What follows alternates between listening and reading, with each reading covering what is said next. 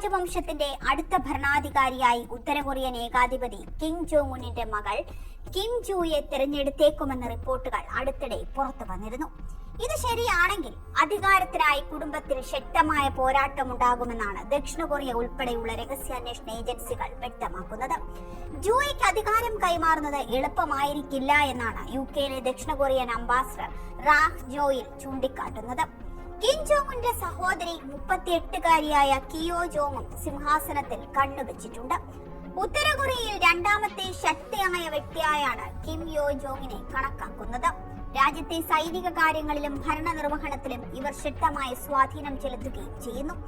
എന്തിലെങ്കിലും കണ്ണുവെച്ചാൽ നേടിയെടുക്കുമെന്ന സ്വഭാവമാണ് കിം യോ ജോങ്ങിന്റേതുമെന്നും ദക്ഷിണ കൊറിയൻ അംബാസഡർ വ്യക്തമാക്കി.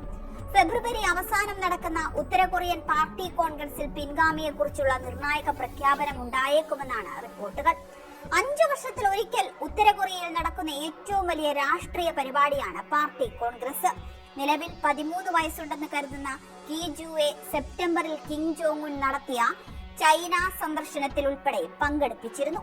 കിം ജോങ് ഉന്നിന്റെയും ദി സോൺ ജൂവിന്റെയും ഏക മകളാണ് ജൂയെ എന്നാണ് നിഗമനം. എന്നാൽ ദമ്പതികൾക്ക് 3 മക്കളുണ്ടെന്ന നടുവിലത്തെ മകളാണ് ജൂയെ എന്നും റിപ്പോർട്ടുകളുണ്ട്.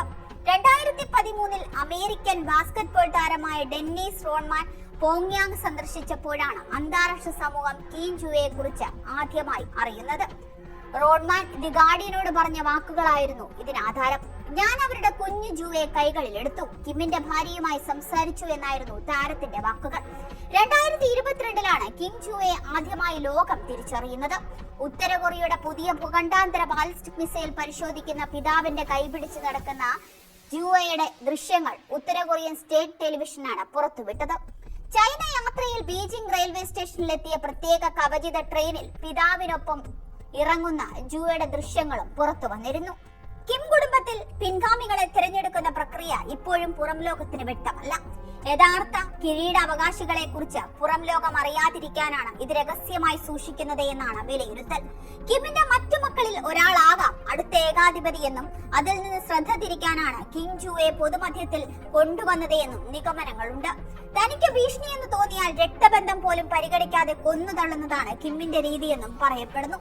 ഉത്തര കൊറിയൻ സർക്കാരിലെയും സൈന്യത്തിലെയും ഉന്നതരിൽ പലരും അങ്ങനെ കൊല്ലപ്പെടുകയോ അപ്രത്യക്ഷരാകുകയോ ചെയ്തിട്ടുമുണ്ട്. ഉത്തര കൊറിയയിലെ അധികാര കൈമാറ്റങ്ങൾ മുൻകാലങ്ങളിൽ അനായാസ പ്രക്രിയകൾ ആയിരുന്നില്ല. 2011 ഡിസംബറിൽ കിം തന്റെ പിതാവിൽ നിന്ന് അധികാരമേറ്റപ്പോൾ രാജ്യദ്രോഹ കുറ്റം ചുമത്തി അമ്മാവൻ ജാങ് സോങ് തായ്ക്കിനെ അറസ്റ്റ് ചെയ്യുകയും തുടർന്ന് വധിക്കുകയും ചെയ്തു. ഉത്തര കൊറിയ ഇന്നൊരു ആണവ ശക്തിയാണ്. ആ ശക്തിയെ നയിക്കാൻ പ്രാപ്തിയുള്ള ഒരു നേതൃത്വം എപ്പോഴും ഉണ്ടായിരിക്കുക എന്നത് ആ രാജ്യത്തിന്റെ നിലനിൽപ്പിന് അത്യന്താപേക്ഷിതം കൂടിയാണ്.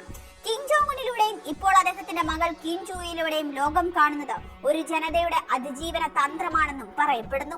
പശ്ചിമേഷ്യയിലും യൂറോപ്പിലും യുദ്ധങ്ങൾ പടരുമ്പോൾ ഉത്തര കൊറിയയിൽ ഒരു അധികാര പോരാട്ടവും ഇല്ലാതെ ഭരണക്രമം സുഗമമായി മുന്നോട്ട് പോകുകയാണ് എന്നും പറയപ്പെടുന്നുണ്ട്. ഫെബ്രുവരി അവസാനം ഉത്തര കൊറിയയിൽ നടക്കാനിരിക്കുന്ന 5 വർഷത്തിൽ ഒരിക്കലുള്ള രാഷ്ട്രീയ സമ്മേളനം നിർണായകമാണ്. ഈ സമ്മേളനത്തിൽ ജൂയ്ക്ക് ഔദ്യോഗിക പദവികൾ നൽകുമോ എന്നതിനെ ആശ്രയിച്ചിരിക്കും കിം സാമ്രാജ്യത്തിന്റെ ഭാവി. നിലവിൽ കിമ്മിന് 3 മക്കളുണ്ടെന്നാണ് കരുതപ്പെടുന്നത് എങ്കിലും ജൂയെ മാത്രമാണ് പൊതുവേദികളിൽ പ്രത്യക്ഷപ്പെടുന്നത്. രാജ്യത്ത് നിന്ന് നാട് കടത്തപ്പെട്ട് 2003 മുതൽ മക്കാവോയിൽ കഴിയുന്ന കിമ്മിന്റെ അർദ്ധ സഹോദരൻ കിം ജോം നാം 2017 കോലാലംപൂർ വിമാനത്താവളത്തിൽ വെച്ച് ആക്രമണത്തിനിരയായിരുന്നു. കിം തന്റെ മകളെ ഭാവി പിൻഗാമിയായി പ്രഖ്യാപിച്ചാൽ ചരിത്രം ആവർത്തിക്കുമോ എന്നാണ് ലോകരാജ്യങ്ങൾ പോലും ഉറ്റുനോക്കുന്നത്.